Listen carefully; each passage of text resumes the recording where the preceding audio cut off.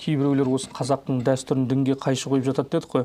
Жалпы дін мен дәстүрдің үйлесімділігі қандай? Осыған кеңінен тоқталсақ, кейбіреулер жаңа қазақтың бұрыннан келе жатқан ата салтын, дәстүрін бұл дінде жоқ, бұл дінге қайшы деп жаңағы халықтың миын қатырып жататын мәселелер қозғайды. Осы төңірегінен жалпы дін мен біздің дәстүріміздің үйлесімділігі жайында кеңінен тоқталып өтсеңіз. Керемет, өзекті сұрақ. Бұлай түсіндіріп көруге тырысайын. Екеуінің үйлесімі, дін менен дәстүрдің үйлесімі. Әуелден дәстүр пайда болады десе, менікі қателік болады ақылды тұрғыдан. Өйткені дәстүрдің өзі сенімнен бір ойлаудың нәтижесінен кейін пайда болады. Құндылық адамдардың санасында құндылық сенімнен пайда болады. Сондықтан бірінші адамның санасында дәстүр істетіледі ма, дін істетіледі ма десе, бірінші ескерілетін құндылық, табан тірер тірек, ол дін болу керек. Өйткені мынау дүние қандай дүние, мен қашан келдім, қалай келдім, ақыры не болады, түнге неге қараңғы болады, таңда неге жарық болады, қыста неге суық.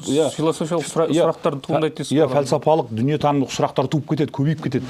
Ал осы басы бар, аяғы бір нақты шешімі жоқ сұрақтың ортасында қамалған адамға осындай негізгі сұрақтарға дін мейлінше тұшымды дәлелменен жауап береді.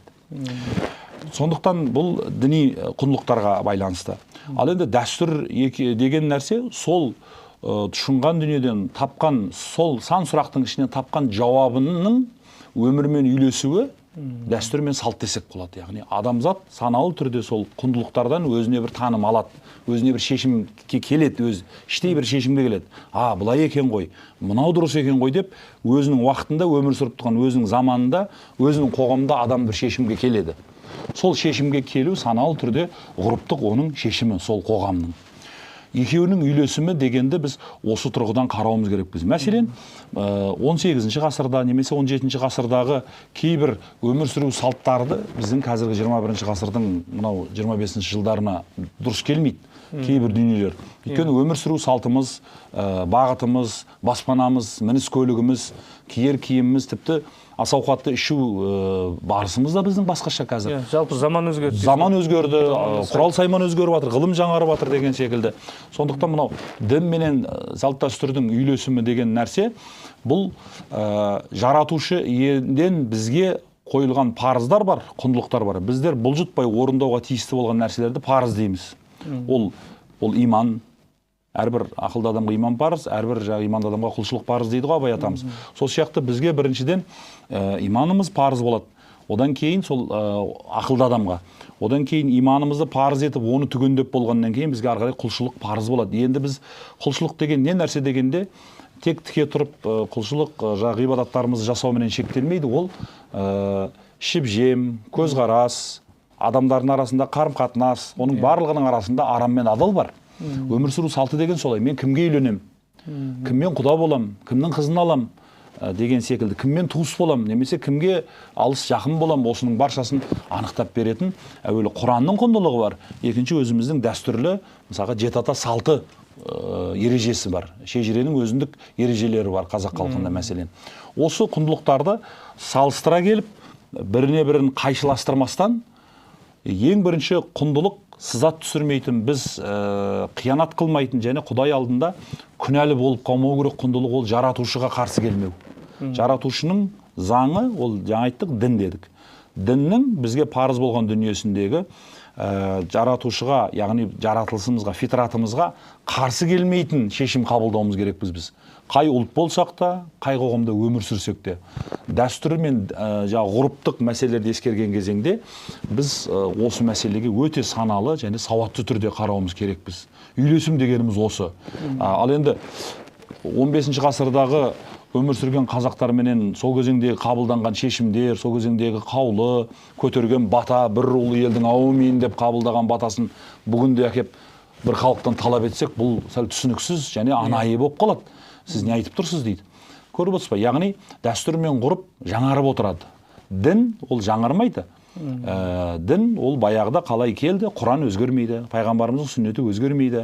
Ал бірақ сол сүннет пен парыздан, Құран дүниесінен алатын қағидалардың біздер өмір салтымызға, құрал сайманымызға, ғылыми жетістіктерімізге байланысты біздердің қабылдайтын шешімдерімізді үйлестіріп отыру бізге сын болады және талап болады. Ақылды пайдаланамыз, парасат пайымды пайдаланамыз. Ол жерлерде біз ғылыми жаңағындай дәйектемелерімізді пайдаланамыз. Ең бірінші сенімімізді, ақида ғылымында осы жерде пайдаланамыз. Бір халық бір шаруаны жасап жатса, бір ұлттың өкілі. Ол біріншіден Құдай тағалаға күнәлі емес па? Аллаға біз күнәһар болып қалмадық па?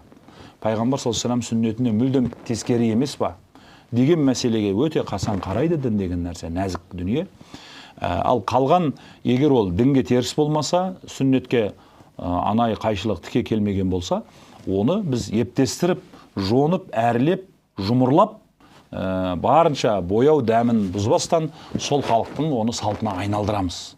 Ол қарапайым киім киісімізден бастап, ас су дайындау, ұлттық тағамымыз дейміз, ұлттық киімдер дейміз, ұлттық ойындар дейміз, ұлттық тәрбие дейміз, ұлттық аспаптар дейміз. Осының барлығы да әр халықта неге әртүрлі? Өйткені пайымдаулар әртүрлі, өмір сүру салты әртүрлі. Олардың көне мәдениеті, олардың археологиясы, олардың этнографиясы, ауыз әдебиеті, мәдениеті. Мынау бірінші дін мен дәстүр кітабының мынау бірінші кітабында жазып қойған. Кез келген діни насихатшысы, уағызшыға құндылық болатын тіректер дегенде. Ол бірінші ол тілі, оның тарихы, әдебиеті, мәдениеті. Осы құндылықтарды кез келген дін адамы, уағызшы, теолог маман осы нәрселерді үнемі ескеріп отыру керек деген мәселе бізге талапқа қойылған. Сондықтан да дін менен дәстүрдің үйлесімі деген нәрсені өте сауатты қарағы болу керек. Бұл жерде дүмшелік жүрмейді. Бұл жерде фанаттық көзқарас жүрмейді. Яғни сыңар жақ, бір жақты болу деген нәрсе ең қауіпті нәрсе. Осы екеуін үйлестіруге қауіп қайдан келеді десеңіз, қоржынның басы тең болса аумайды ғой. Ал біздің қоғамның жаңағы бір шеті ауып кетіп, қоғамда кішкене түсінбестіктер тууы не үшін тууы мүмкін? Бір жақты болып кетсе. Дәстүр, салт, қажет емес ол деп бір жақты кетіп қалса, немесе ол деп мына жағымен кетіп қалатын болса, дін керек емес деп, онда біз көпке ұзамаймыз, екі жағынан да шығынға ұшыраймыз. Сондықтан үйлестіріп ұстау бізге тек қана ұпай алып келеді, бізге тек қана бір өмір сүру салтымыздың бір жүйесін әкеледі. Тыныш өмірді әкеледі қысқасын айтқан кезінде.